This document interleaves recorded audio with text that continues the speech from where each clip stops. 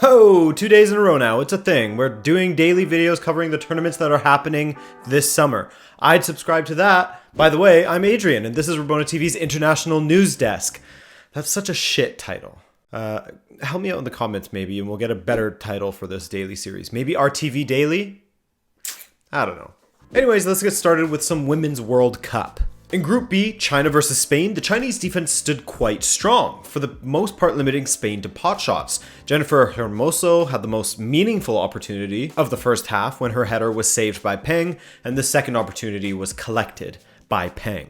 At times it looked like China could hurt Spain on the counter as they looked good in transition, but the final ball would always seem to let them down, or to their credit, the Spanish defense was quite impressive as well. In fact, the most impressive aspect of each team was probably their defense in the end, as this match finished with a 0-0 draw. What does that mean for the standings? I'll tell you in a second, because in the other match, Germany predictably beat up on South Africa, who were past tense, competing in their first World Cup. Germany really aren't messing around in this edition of the World Cup, going a perfect 3-for-3 and beating all comers. This time, dispatching of South Africa 4-0. South Africa were dominated pretty much all match, except for the closing moments in which they had a little bit more of the ball and were able to generate, in the end, I think it was like 5 shots in the entire match. Better than the first half, which is when they had just 1 attempt. That was pretty brutal for them. And so the final standings of Group B are as follows, with Germany on 9 points and Spain and China on 4 points apiece.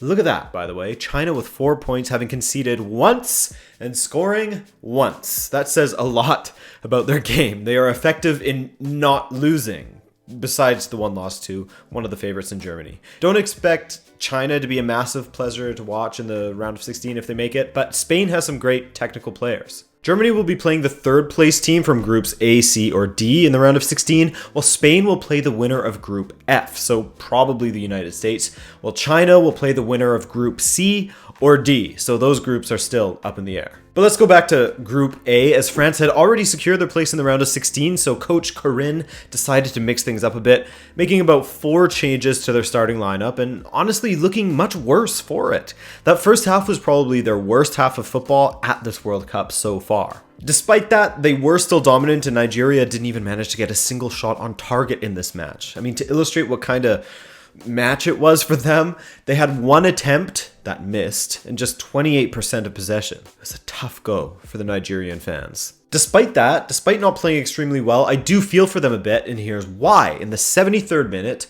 Ngozo Abere took down Vivian Asseyi in the box, and upon consulting VAR, was given a second yellow card and subsequently her marching orders. Now, Wendie Renard stepped up to take the penalty and hit an absolute dream strike from the keeper's perspective, because 18-year-old Nigerian keeper Chiamaka Nnadozie pushed Renard's strike off the outside of the post and out. Huge miss from Renard following her own goal in the match against Norway, you'll remember. Huge save from Nnadozie, who was incredible in Nigeria's last game as well. But the penalty was retaken because Nnadozie didn't have at least 1 foot on the line when Renard struck the ball, which of course is a new rule that IFAB introduced to be implemented going forward. By the way, I have a video on all the other rule changes if you want to watch that, because these are things that are going to be active as of forever now. Well, until they get changed again. But yeah, I have a video on that. So Renard steps up again, and this time struck the ball much better. And despite Nnadozie guessing the correct direction still, she couldn't reach it. 1-0 France, and that was the final score. Very unlucky for Nigeria, who still don't know whether their 3 points will be good enough to see them through quite yet. They of course finished in 3rd because Norway was able to get the win over South Korea. But with France not performing very convincingly, 2nd place Norway didn't play that well either, doing just enough to get the win. And by just enough, I'm of course talking about the fact that they won 2-1 thanks to 2 penalties despite getting a going over from Korea in this game. Going over, if I can borrow that from FIFA. Korea had more of the ball, more attempts on goal, and yet couldn't find a way past Ingrid Hjelsmith until the 78th minute, and at that point, it was close to too little too late for them, as they had to win in order to stay alive in this competition. They did have a close chance later on when a header went wide, but in the end, the 2 penalties carried Norway over the line. For being one of the favorites, they haven't had the best performances so far. Well, that's not true. They have been decent defensively, but offensively, they've been a little bit suspect. They've only scored 2 goals from open play. have scored 2 penalties and benefited from 2 own goals as well. Also, a little bit of a worry for them, Caroline Graham-Hansen went off injured after winning the second penalty, so their attack could take a hit, as she's been one of their better players. And so, with standings like these, Norway is confirmed to play against the second place team from Group C, which could be Italy, Brazil, or Australia, while France will be playing against one of the third place teams from C, D, or E. Too hectic to speculate on who that could be in this moment, so let's just wait it out. And as I said earlier, we don't know yet whether Nigeria will make it out as one of the 4 best third place teams. Man, if that penalty that was retaken ends up being fatal to their World Cup campaign, with it being retaken due to a technicality that FIFA and IFAB are just now enforcing, ooh, you gotta feel bad for them, especially since I think there was a penalty in the Italy-Jamaica game where the keeper was off the line anyways and it wasn't retaken, but... Just the one match in Copa America today as Japan took on Chile, meaning we have finally seen all of the teams play, and both Chile and Japan looked fairly decent. Shoya Nakajima provided most of the danger for the Japanese, a really young and fresh team by the way, as only one player in their starting 11 versus Chile featured in their Asian Cup final from back in January. Funny thing, I didn't have the updated Japanese squad for some reason for my preview video. I blame SofaScore, but mostly myself. But anyway, I didn't realize just how young and inexperienced this Japanese squad was. Well, inexperienced for the senior national team. Had I found the correct squad, I probably would have gone with Japan in third behind Chile. Like, Don and Yuya Osako aren't even in the team. And I mentioned them in my preview.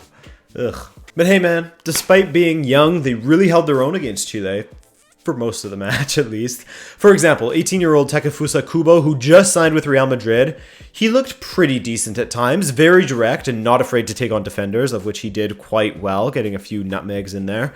But yeah, it was a pretty open match, entertaining first half that saw plenty of opportunities, but no killer instinct, until Eric Pulgar rose from a corner to head past the Japanese keeper. By the way, up until this point, Japan were dominating the aerial duels, and then just like that, turned on its head. Shibasaki came close to directing a ball in for an equalizer before the half was up, but just rolled it wide. And after the half, it was Chile who doubled their lead thanks to a deflected Vargas strike. Big deflection, no doubt, but take nothing away from the build-up, which was quite pretty. Very nice passing move from Chile.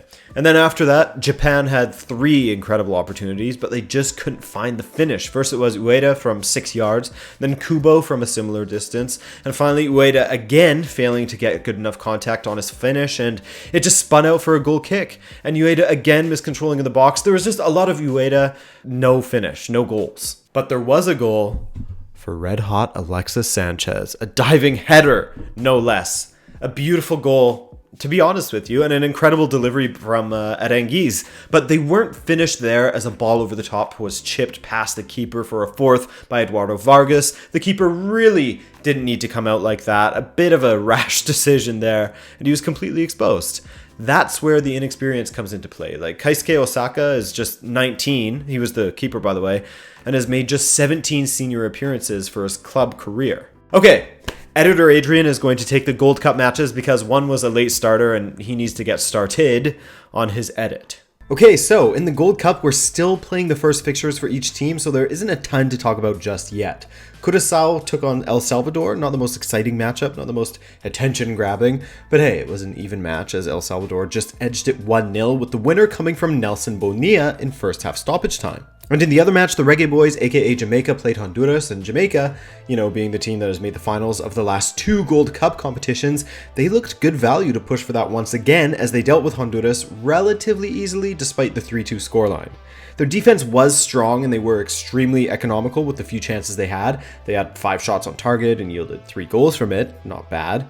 Brace for Dever Orgil, happy days for them. I really liked what I saw from Jamaica, despite that late goal they conceded. Did not like hearing all those vuvuzelas in the crowd. So today you can watch the USA taking on Guiana and Panama facing Trinidad in the Gold Cup. At the Women's World Cup, Italy and Brazil face off. Italy is on 6 points with Brazil and Australia on 3 apiece. And the Matildas play Jamaica next. They're winless, haven't scored, and have conceded 8. Jamaica, that is. And at the Copa America, Bolivia and Peru will face off against each other. Both of them could use a win, while Brazil hosts Venezuela. Hello, Past Adrian is back again to say the video is over now. If you want to see me again tomorrow, then just make sure you've subscribed. And if you click the notification bell, then you get double the YouTube coins, and those YouTube coins can be used for fantastic daily prizes. Okay, thanks for watching. Love you. Goodbye.